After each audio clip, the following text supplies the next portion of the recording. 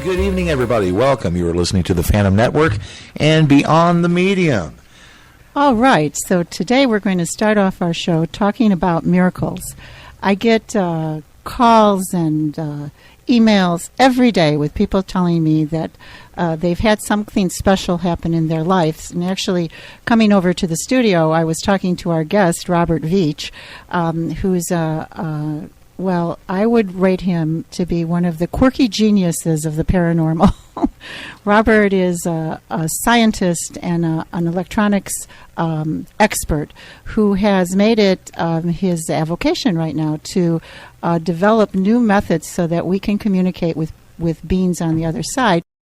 And in just a couple of minutes, folks, we're going to take a quick break. Robert Veach is going to be joining us here in the studio. You've heard him chime in a little bit here as we've been going along. But Robert Veach, Robert, you do paranormal studies through electronics. Am I correct? That's correct. I do paranormal research, and I try and use advanced electronics to analyze any data I get.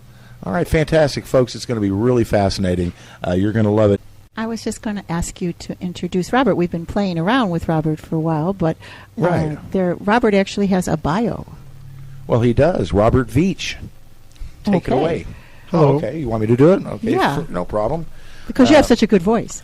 Robert Veach has over 25 years.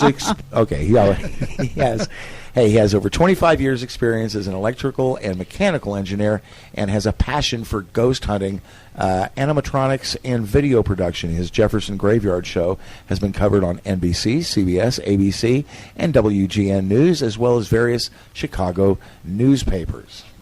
All right. So I want to also say that I find Robert to be incredibly fascinating. I work with a lot of Ghostbusters and a lot of paranormal people out there doing really great research. But having a more scientific background myself, I love their enthusiasm, but I also love the gadgets. Yes, I love gadgets too. I've got gadgets right in front of me here. I don't even leave home without them. Okay, so we have flashy movie gadgets. So could you explain some of these gadgets you have here in the studio and what was happening with the flashing lights? Oh, I was just nervously pushing a button on one of my ghost boxes. Oh, darn. I thought that I had a spirit attached to me or something. There's no orb or anything. It's just white light. So, no, I usually bring something along just so I could look at it as I'm describing it. Okay, so here you are. You're an electrical engineer. You've helped design cell phone technology. Was that it, or voice switching technology? systems for AT&T Bell Labs Okay. back in the 80s Okay, and so 90s. You were one of the pioneers in electronics, correct? Yes. And Robert was telling me in the car that he was he'd been doing this since he was 7. Right. Yeah. Right. I have always tinkered with electronics, and actually had a working electronics lab probably when I was 12 years old. So he doesn't just went out to Walgreens and bought some equipment. All of his equipment is modified, and not only that, he understands it to a level that finally popped in my brain about what all these paranormal people were doing. So how did you get interested in ghosts? Well, I've always been interested in paranormal things, and there's been so much popularity in the different shows, so I started watching some of the ghost shows out there, and I started getting a little frustrated with them using the equipment and some of the terms they're using. So I was, trying to add some validity to the science part of it, and so I started investing in some of the equipment myself and seeing some of the limitations, and then modifying some of the equipment and going from there. Okay, so tell us. Well, first of all, have you ever gotten anything great with this equipment? Well, I've developed a couple different things that are kind of new, so I haven't used a lot of these things for more than about 8 months. So I'm new at some of this equipment that I've developed. So, by the way, I hate to interrupt there. Is that your thing there that's making the home sound? There is something here, but is it turned on? No, nothing's turned on at this point. Oh, okay. Yeah, nothing's turned on. I'll just unplug it right here just in case. Yeah, this isn't turned on. We have a miracle hum in the studio that's driving me crazy. Yeah, we got something going on. Yeah. And that's so funny because I totally don't hear it. Okay, well, we're being visited. Yeah, must be, because I can hear it. It's that chip I've got. Okay, there you go. It's your pacemaker. Okay, That's anyway, go ahead, Jim. Sorry about that. Jim. Robert. Whoa, Dave's been possessed. I was looking around the room, thought it might be a ghost or something. Somebody else here. But no, I don't have anything turned on. I do have things in front of me that are just not turned on at this point. But so I've always been into electronics and modifications of things like that. But I, got interested in paranormal things and saw programs that, piqued my interest, and then I started modifying my own devices that I purchased, and that's where I'm at right now, and researching new ways to communicate with the unknown. I'm a skeptic at heart, and I like to really prove everything. And if I can get something on video that I can analyze or something audio, I will then present it professionally to people so that, there's some credibility to this field, I think, in terms of paranormal. So I hear you saying that you'd like to hear from anyone in our audience who might have an actual haunting going on, so you can scientifically analyze it. So please, if you're haunted, if your house is haunted, if your brother is haunted, if your ex is haunted, give us a call. And Robert might just choose you to come out and do some experimentation and see if we can actually hear from the beyond. Last week I told a story about Benjamin Franklin. One of the things about being a medium is I'm not just beleaguered by ghosts of Jimmy and Billy Sue. I can actually, and love when I talk to what we call elevated spirits.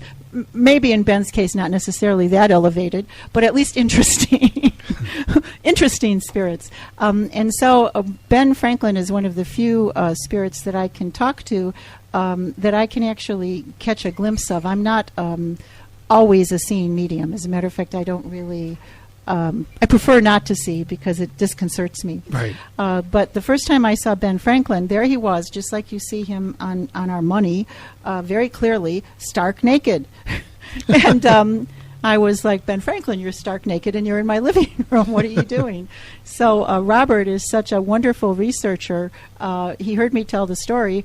And indeed, Ben Franklin was a person who decided that every morning he would bathe naked in fresh air. He felt that it was important to his health. I had no idea about this. And he wrote, I rise early every morning and sit in my chamber without any clothes whatsoever, half an hour or an hour, according to the season, either reading or writing. Right. It's fascinating. So I guess he just wanted to be cozy with me and be stark naked. I've done that before.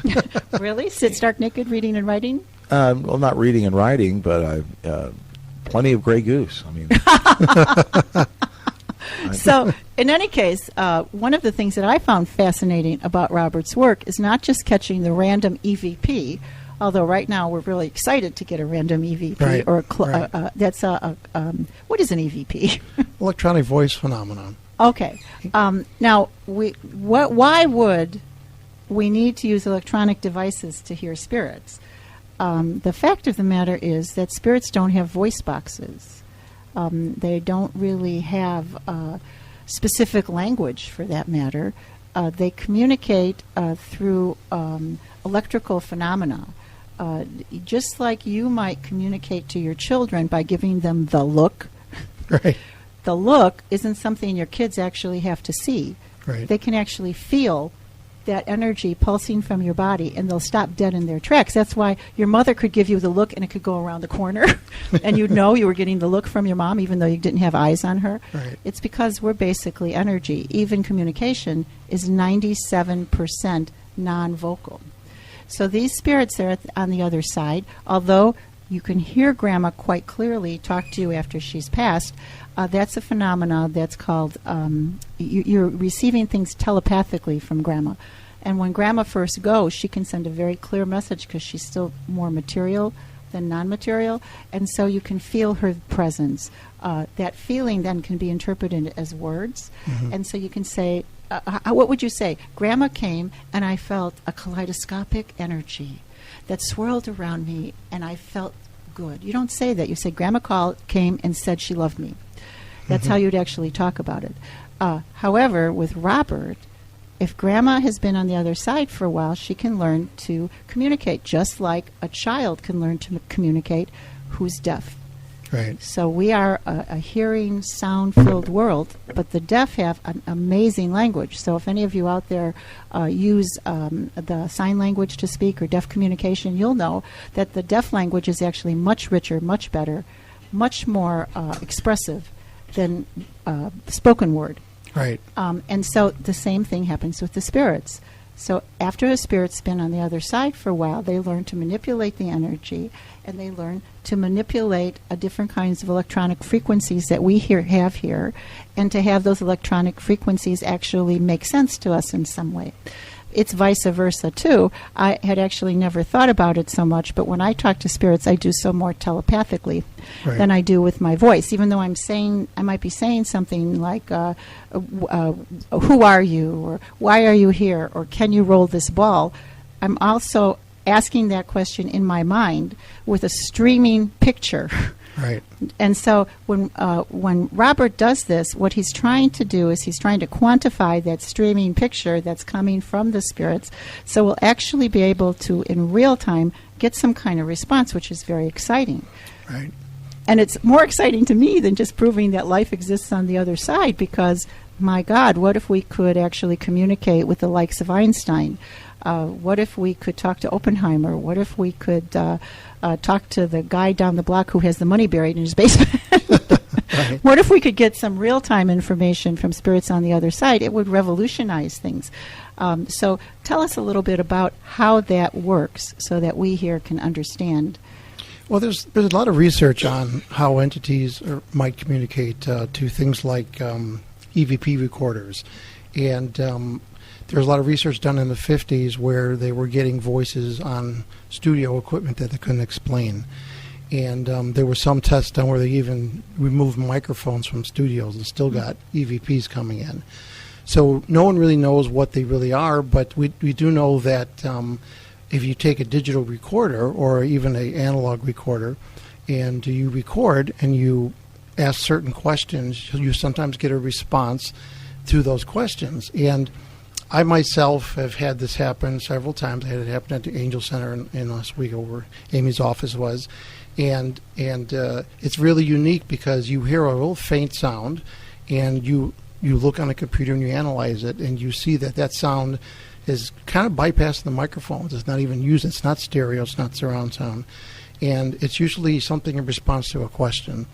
And it's fascinating because you know that you didn't hear that. A lot of times you don't hear it when you're there. So it's not like the sound is audible or it's not using acoustics of any kind. So it's coming in. You're usually not hearing it. Some people do hear them. And then you analyze the data later and you get this intelligent response. So a lot of people have used old tape recorders. Some people have used high-end digital recorders. Anything seems to capture this if you have the right if you're in the right environment, you know what you're doing, you ask the right questions, and then you capture something unique. Then you analyze it. Okay, well, Dave and I were at a paranormal conference, and one of the things they used were what they call the ghost boxes. Is that what it's called? Ghost box, yeah. And they were scanning the frequency of radio stations, and you could hear the babble of the people channels, on the right. radio stations, and the people who were manning these devices would actually yell out, I heard such and such. Right. But you're telling me that actually either they're very special because they have such a sensitive ear, or probably it was wishful thinking, and that we actually analyze these things on a computer. Yes, and I think there's a term called Pareidolia, which I was looking up today, and that's where people kind of think they see something. They see a random image or a random sound, and they hear something out of that. So some people think ghost boxes are that. I don't think that.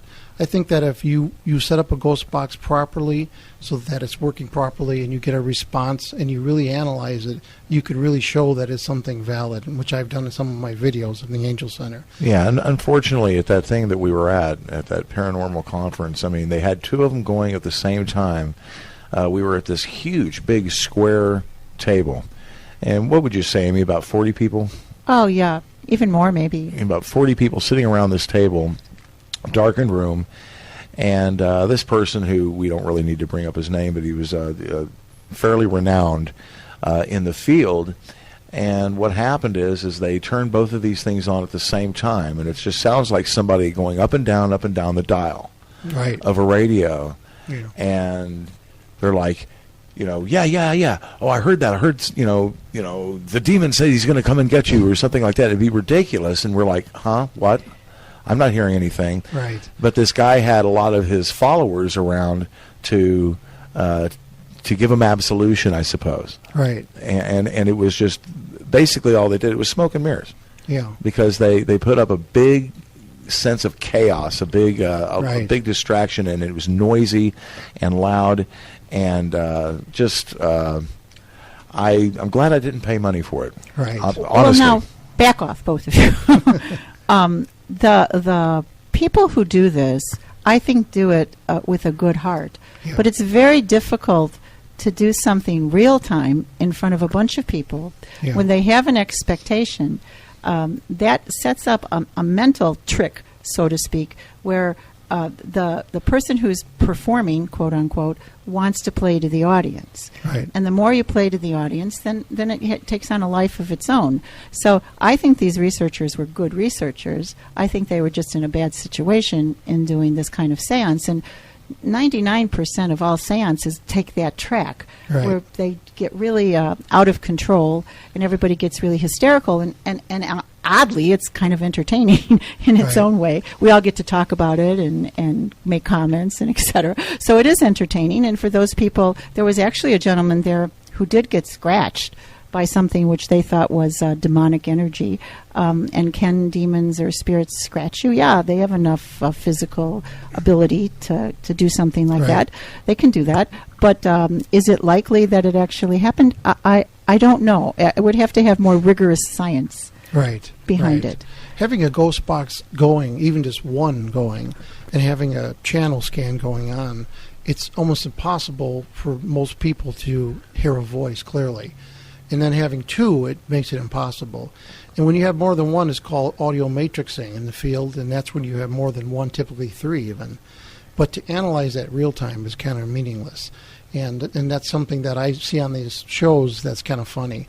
And when you analyze it on a computer, you could really look at the channels and make sure that you're not hearing FM stations.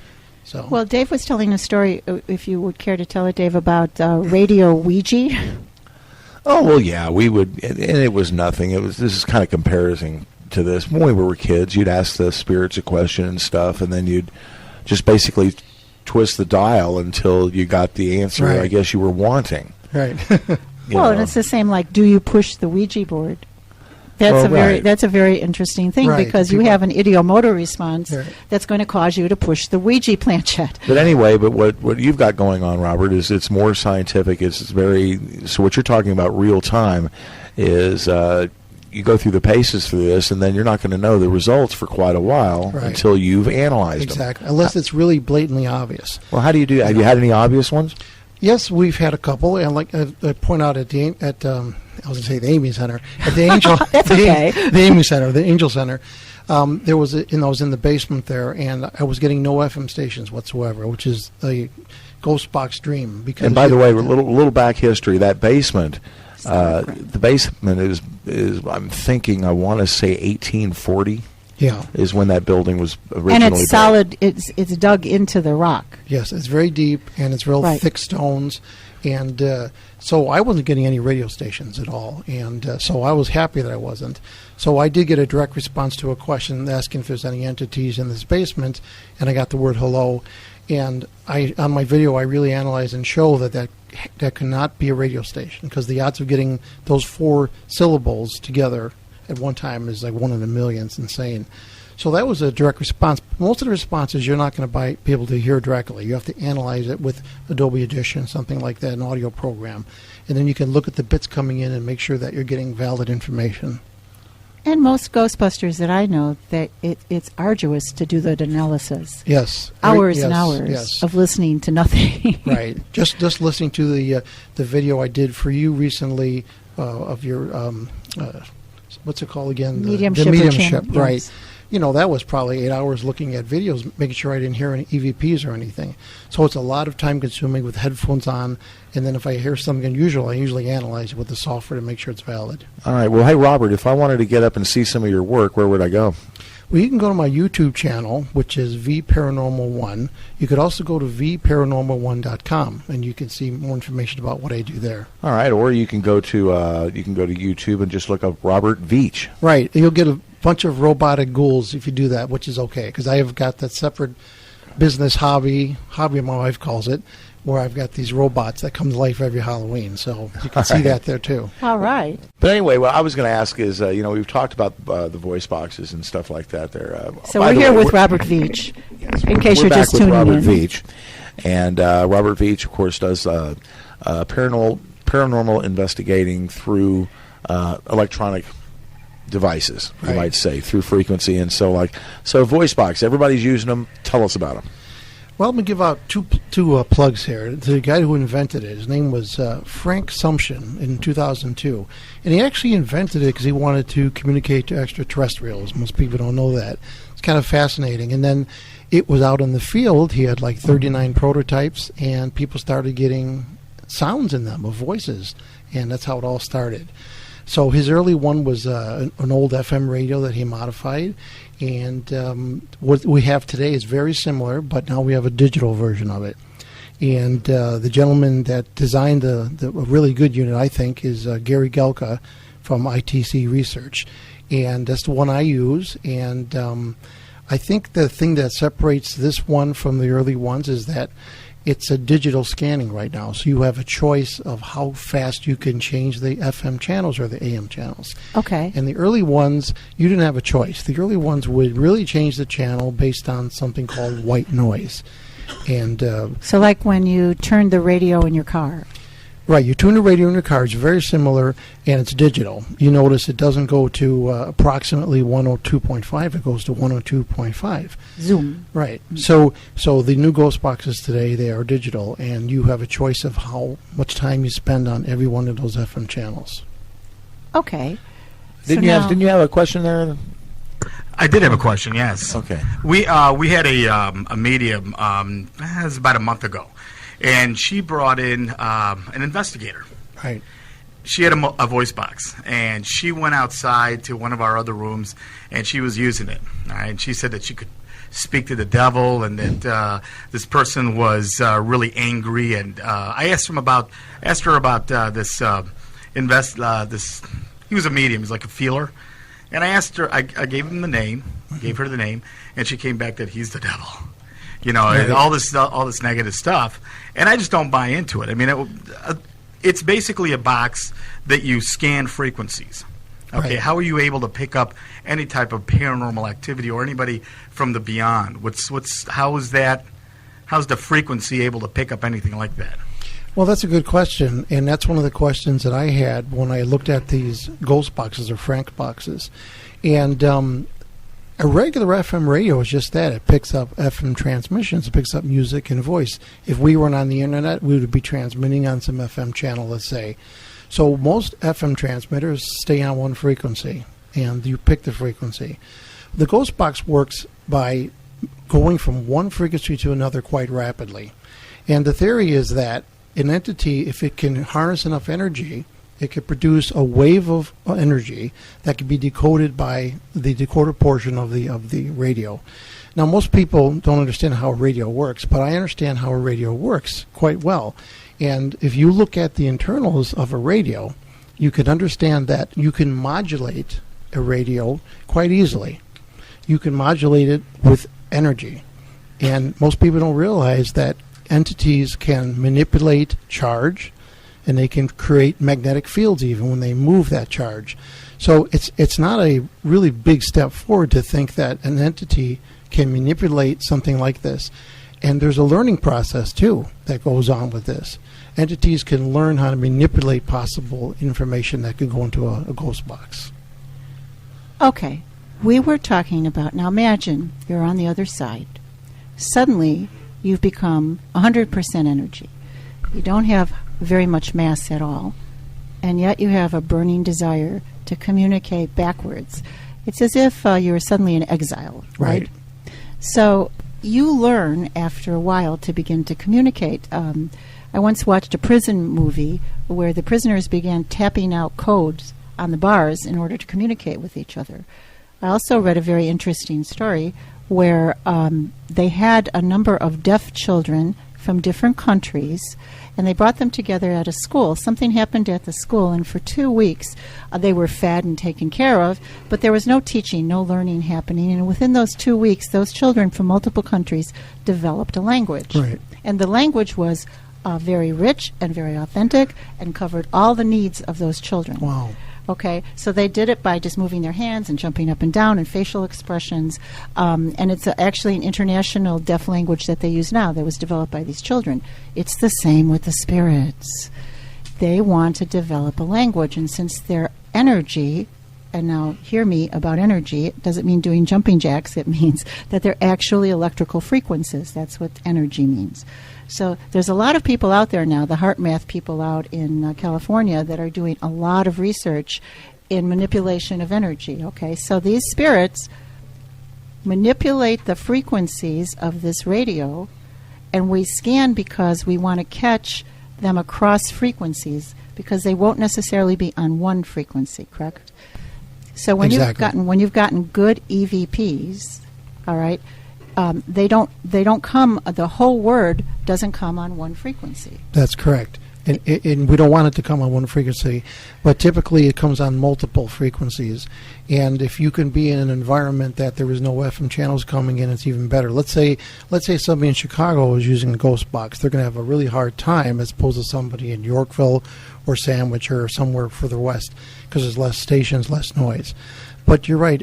When it comes in bits and pieces. And if you really have the scanning of the frequencies set to really fast, which is typically 1/10 of a second, and you get a response over multiple channels and you analyze it that way, it's pretty valid at that point. You know, we're not talking about having a ghost box going every half a second.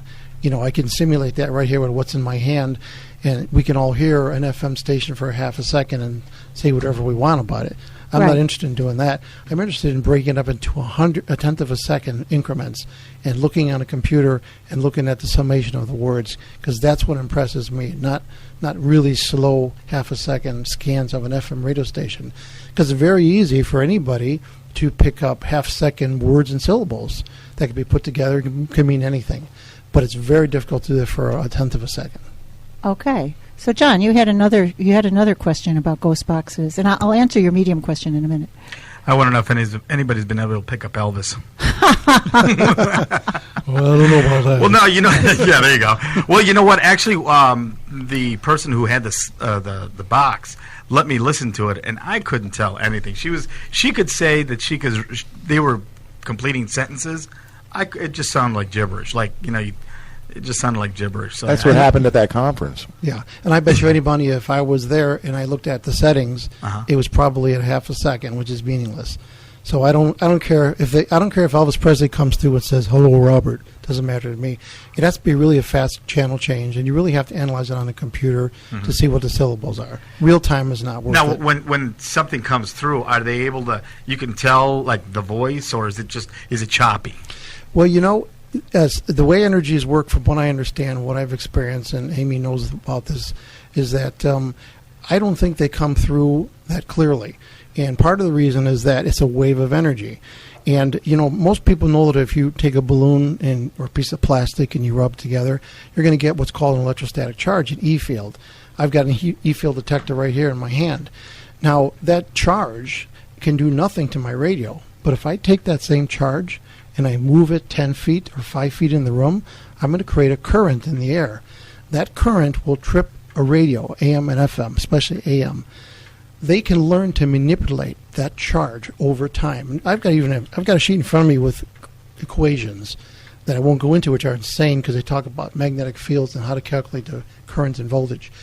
But the reality is that we don't know what these entities could do, and we know that they can make charge. And it's not that hard to make charge. You pull two pieces of plastic away that makes charge. You move that charge in a room, and you get an electromagnetic pulse. That pulse can trigger this device and make syllables. So that's what the entities are doing. If it's a valid thing, they're manipulating that charge to get a current into this device. Okay, so speaking of your medium, if she believed that this box was actually giving her special transmissions or talking to her, that might just be her way of understanding telepathic communication. Right. And that's one of the things that you have to understand. Mediums, when they say the word "I hear," very rarely are actually hearing. They're getting bursts of telepathic communication, which are actually just energy. The other day, I was walking past somebody and made a comment right here in the radio station about that, something that was going on with that person. And she asked me, "How do you know? Right. How did you know that?" Well, the fact is that I just did. I know that sounds really funny, but it's because you get a feeling in the middle of your tummy, and you just know that it's the truth. There's just no doubt about it. And that's actually a telepathic thing that's happening. You're receiving telepathic communication. Right. When I was down in Brazil working with John of God for such a very long time, I spent a lot of time in meditation. Somewhere between 6 and 10 hours a day, 3 days a week, for months and months and months. And during that time, I decided to play with telepathy. And telepathy is a burst of energy. It's not, hello, John. It's a burst of energy showing myself, talking to him, embracing him, looking at him, the feelings that come with saying hello, the good day that's going to happen because of the hello, etc. It's complicated. Right. So one little thing like hello, if you're using telepathy and not worrying about forming the words, but giving the feeling of hello, it's very, very complex, but also very powerful, because I could beam it across the room and the person would look up at me and look right at me, because it got to be that good after a while, except it takes practice. So wax on, wax off is what happens. Yeah. Now, it's the same thing with the spirits. When a spirit is newly deceased, although they can come to you in dreams and it feels very much like grandma is there, or your beloved husband, or your daughter or son, the fact of the matter is they're impacting your sleeping state, Right. or that kind of alpha state that you're in, and they're creating a picture in your mind about themselves. Even when you hear them, you don't actually hear with your ear. You hear with the vibration of the bone in back of your ear. We've actually analyzed that. So the spirit, in order to actually come through, needs time to be able to manipulate or learn how to manipulate these energies and communicate, just like the deaf kids needed 2 weeks to create a language for themselves. So I'm fascinated, really, really fascinated by Robert's work, because he has, there is no doubt, like, how did he get a very clear word in the basement with no FM signals that was actually recorded, and there was nobody else there, no even way any sound, because this was a pit. Right. There was no way anything could get through. That made me excited, because it gives me yet another way to communicate with my brothers and sisters on the other side. And just imagine, if you get over being scared and having demons attacking you, the possibilities of who you could talk to, what you could communicate, are just limitless. It's very exciting work. And realize also that, I've gotten EVPs that are on my digital recorder. And my brother's a skeptic, Steve Veach, and he always says to me, well, that's just abnormalities, that's noise going in. I took my voice recorder that I used at the Angel Center, and I recorded about 15 hours in my house walking around. I didn't get one EVP, nothing. Just things turning on and off, me talking. So to get something in a 2-hour session in a basement in a response to a question is really unique. And we're not talking about something that's stereo. We're talking about something that is right in the center channel, and it's a little distorted, and it's really weird sounding, but you can kind of hear the syllables in it. And that's what an EVP is. It's pertinent to the question, and it wasn't there, you didn't hear it in your ears acoustically, but it's showing up in your data when you're analyzing it. What was the question? I was actually right by an area that was boarded up that might be possibly for slaves to go in between to hide. And I was saying, if we didn't get anything at this point, we didn't hear anything, and I wasn't getting any responses on my electromagnetic equipment or my electrostatic detector. So I said, we're going to leave now, but if you would like to go into the light, or if you'd like to go on or stay here, please do that. But we're going to be leaving now. And as I said that, then it said, it's time to fly. It was almost like they were saying, it's time for us to go. It's time to fly. And my son actually was listening, and he picked that up. He goes, did you hear that? And I'm like, I heard something. And it's a faint sound. And then when you amplify it and clean it up, you really hear that it's something right in there that wasn't there acoustically because my wife didn't hear it either. So it's just unique when you get something like that, something that really proves that EVPs are valid. What did they say? I think they were saying it's time for us to fly or time for us to go. Wow. Very cool. Yeah, it was really cool. Do you have that available anywhere? Yes, it's on the website. It's on my YouTube channel, VParanormal1. It's or on VParanormal1.com. You can go and it has all the links there. Oh, man, that stuff is so cool. That stuff is so cool. So what is, Amy was mentioning earlier about, when you get over being scared have you ever been in a situation where you honestly got frightened? Well, not really. Probably the scariest thing about going in basements is the big spiders. I don't like cobwebs. But no, I'm not really scared by anything too easily, because the way I look at it is that if they have to work for years to develop energy to be picked up by an FM radio, they really can't do much to me at this point. And I'm trying to validate things for them, too, so I'm their friend. I mean, you never got the creeps or anything out of it? No, just when a spider crawls on me. That's what bothers me. Okay, so, I want to hear what is the absolute best absolute thing. Thank you, God, that I got into this moment. Well, I'm new at a lot of this because I've developed my own equipment. So as I keep going forward, I'm going to be trying to prove more and more. But I would say the Angel Center was very unique because I went there with a real open mind and with some new equipment, and I got EVPs and I got ghost box responses. And there's a whole series of them that came through. And if you really know me as a person, I'm a very skeptical person at heart. And so for me to get something like that, and I disprove whatever I can. So I don't just get something and say right away it's an EVP. I use a very rigorous standard that I've developed for analyzing EVPs, and I use software to do that. I only let the good ones through that are real. So if you look at the video, you'll see those that are very compelling. And when you get that sound, when you hear it, do you get little goosebumps? Are you excited? Because frankly, you were mentioning before about aliens. There is nothing that says that a being from another planet has to look anything like us or look like a giant insect or a grasshopper or a rat or whatever. Right. We depict them that way because we have to have them look like chicken. They have to be something that we understand in some way, right? But alien communication can come from beings that are 99.9% energy. They don't have to have the same kind of material aspect as we do. And that's one of the things when they talk about the other. I think in our last show we were talking about beings that were the other, or the grays, or the this or the that. We call them, in my world, we call them multidimensional beings. And so skeptics say, well, that means they don't exist. But the fact of the matter is that they do exist, that they're there, but we're to them as dust mites are to us. That we just don't, our worlds don't cross. Where do they exist? They exist here in this room. Every once in a while, out of the corner of your eyes, like for instance, in the corner there was a shadow that passed by. You catch it actually out of the corner of your eyes because the corner of your eyes have receptors that were designed to catch little movements that the front part of your eyes can't, so that you would be safe. So you're walking through the jungle, you catch that little cat stalking you just out of the corner of your eye. So if you would bother, there's an exercise you can do. What you do is you just stand straight, and then you look up as high as you can look, and then you look around and to the side and then down. So you're moving your eyes in a circular pattern. At first it'll actually hurt, because you're breaking those adhesions that happen when we only look straight ahead. We live in little boxes.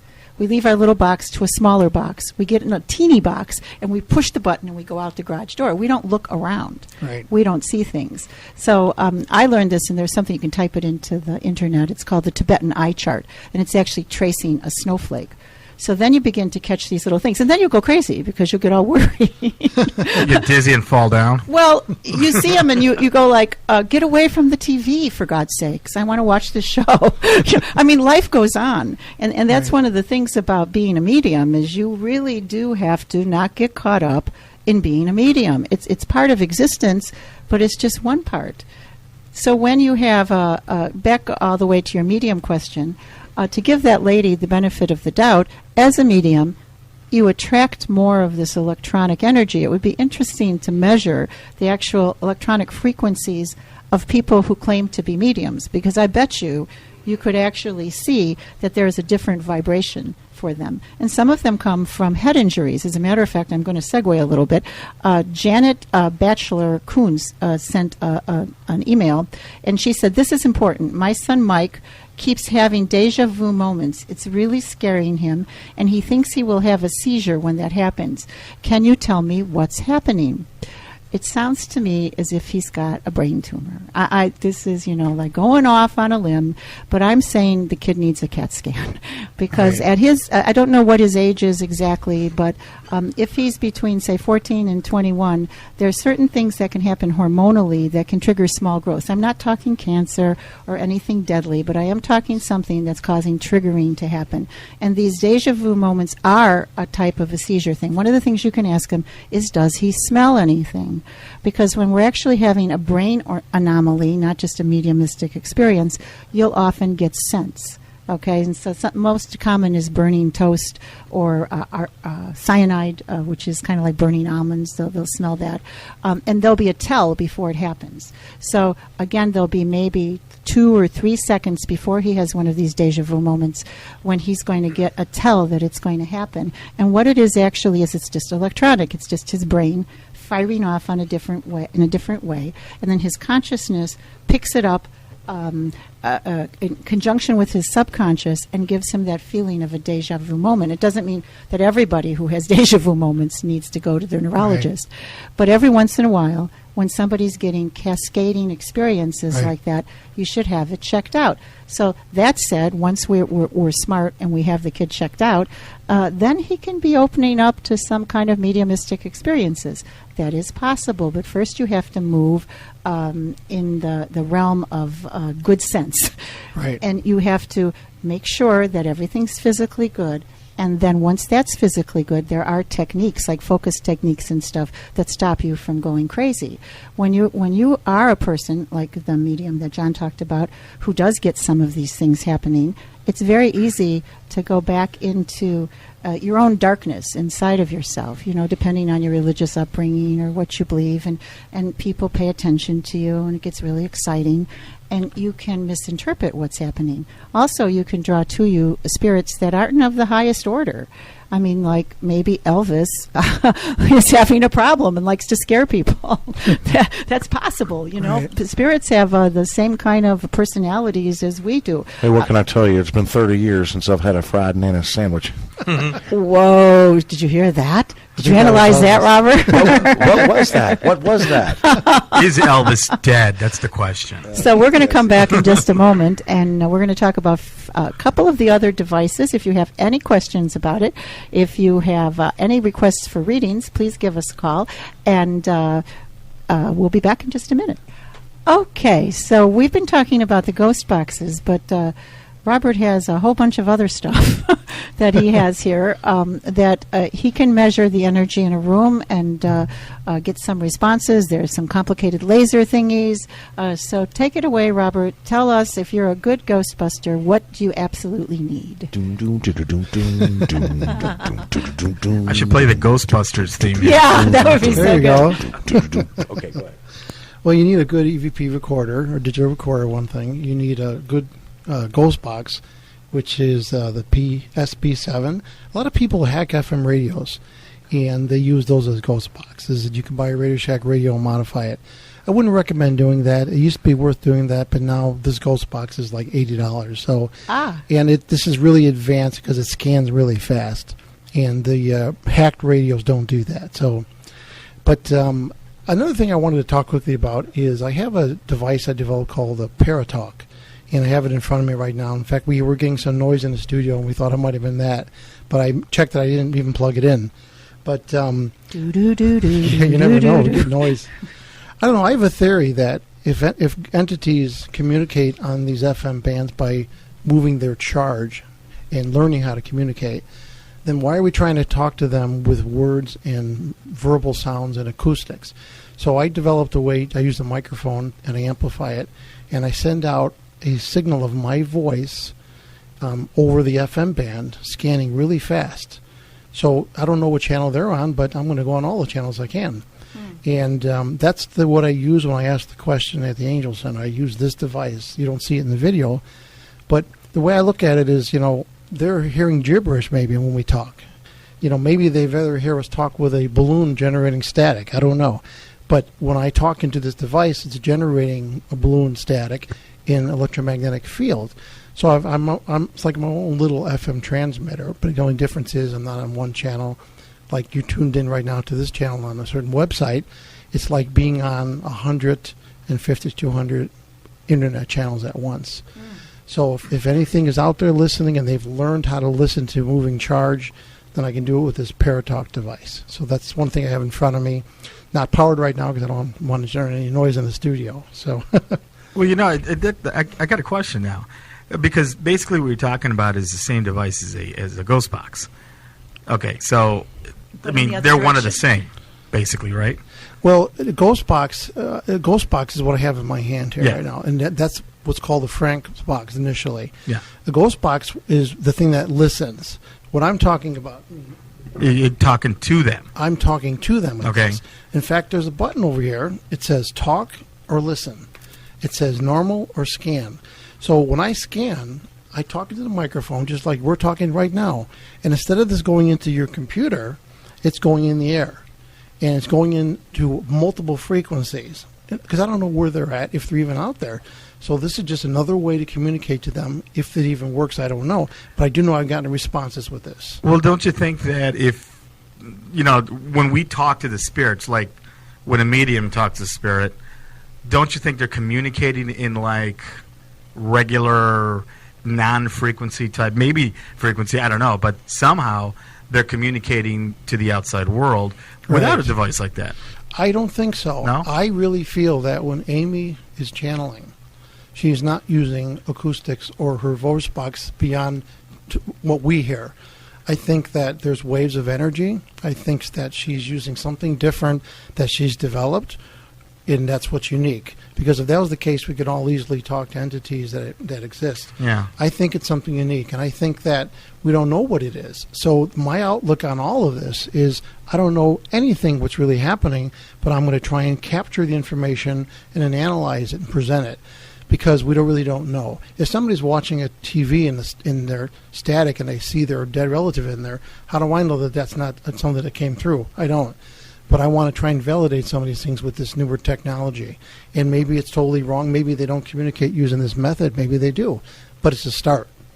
Well, one of the things, because I'm a geek, so I did a lot of studying. And, we're basically Cartesian and we're Roman Catholic Church oriented. Most of us are from Europe, and we have this idea that the universe revolves around man, and that man is created like God, so therefore everything in the universe has to look like us, be like us, sound like us, act like us. Right. It's just not true. It was a construct in order to make us more comfortable in our skin.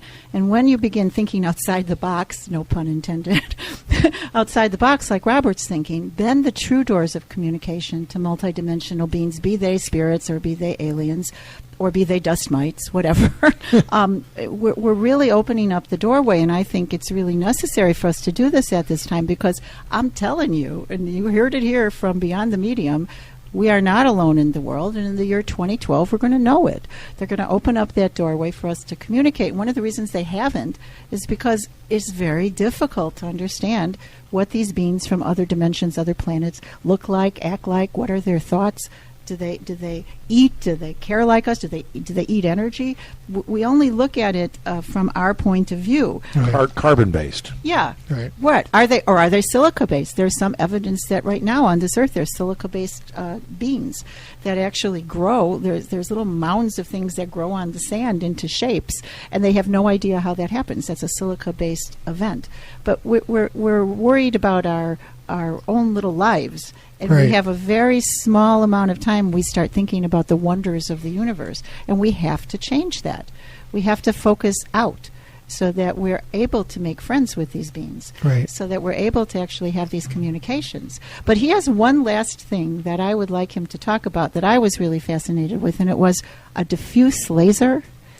Oh, yeah. I have a a lot of people think that entities can move objects. I think Amy was stating something 4 to 6 ounces they can move. So I thought of a way to use a prism with a laser shining through it on a very sensitive spring. And if an entity is directed to try and move that green prism, the image is projected 20 feet away to a screen, and it's very, very sensitive. It's not sensitive to vibrations, it's sensitive to touch. So I developed that so that if an entity can try and touch the prism, we would get a response on the wall or on a screen. So it's just a simple laser through a prism, but very sensitive. Oh, I just had such a Disney World of paranormal. We have to talk to the people who run Disney World, and see if you can come out there and see all these wonderful things. I'll talk about one more device because I'm looking at my cheat sheet here. I just thought of an idea, and I don't know if this is really out there in left field, but I'm calling it a Para-TV, and it's going to work like a ghost box. And it's going to scan the frequencies, but it's not going to use audio. It's going to use television channels that the FCC recently deallocated.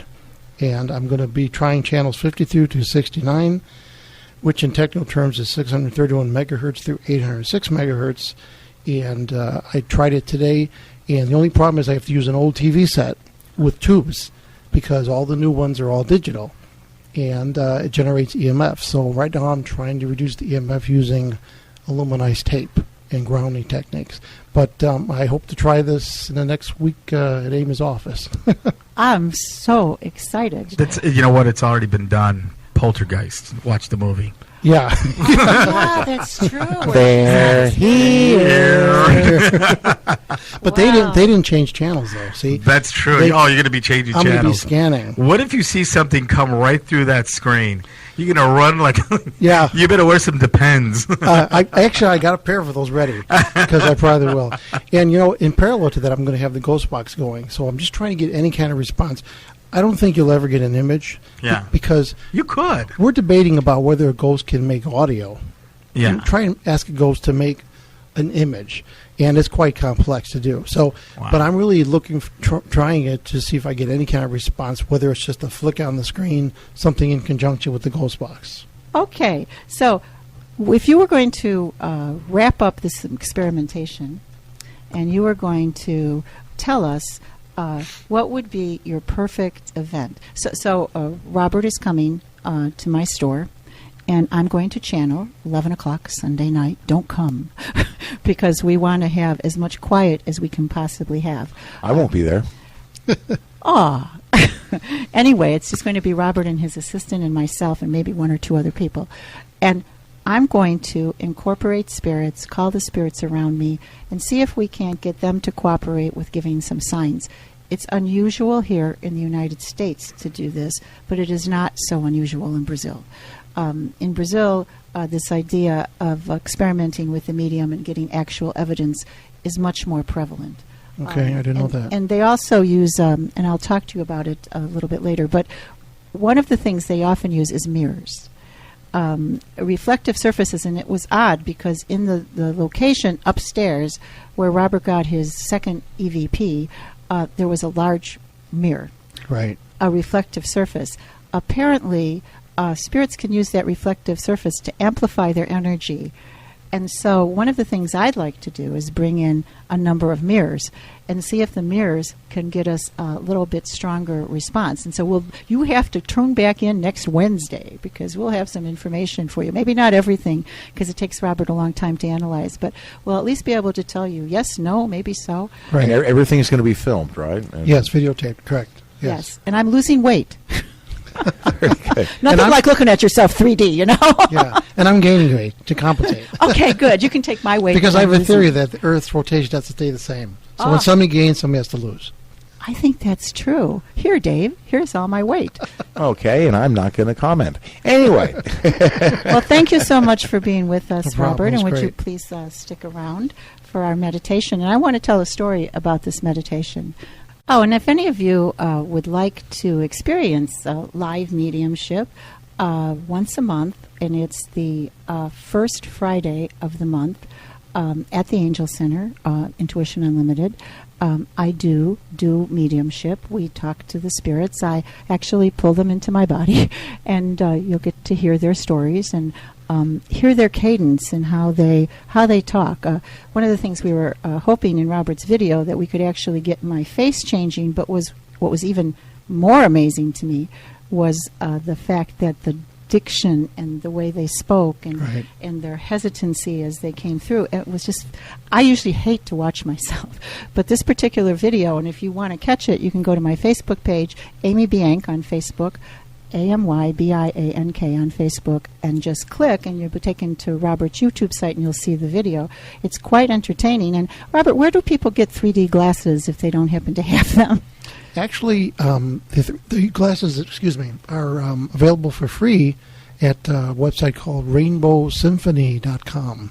Do a search. You can get a pair for free. You just send them an envelope with a stamp, and they'll send you one. Oh, that's really cool, because when Robert first told me he was filming in 3D, I thought, oh, my God, I don't have them. Now, Robert, what's the point of filming in 3D, by the way? You know, that's a good question. I was on another radio show, and that was the first question he asked me. And he had looked at one of my other YouTube channels I had 3D stuff on. And there's a lot of information in 3D that you don't get in 2D. You know, right now we're in this world we're seeing 3D. You know, when the producer puts his fingers up, you see the fingers in front of you.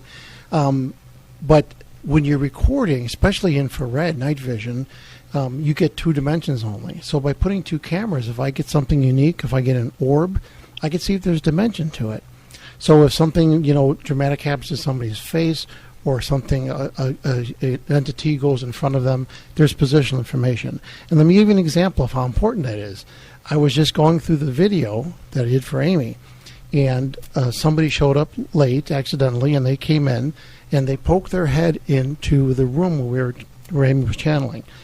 And my first reaction was, oh, my God, that is definitely a ghost. My son, ran to the bathroom. And I'm thinking, oh, that's amazing. It was like the first 2 hours of looking at this. But then I saw a shadow, and then I saw, because of the 3D, that head was a physical head that was right behind the door.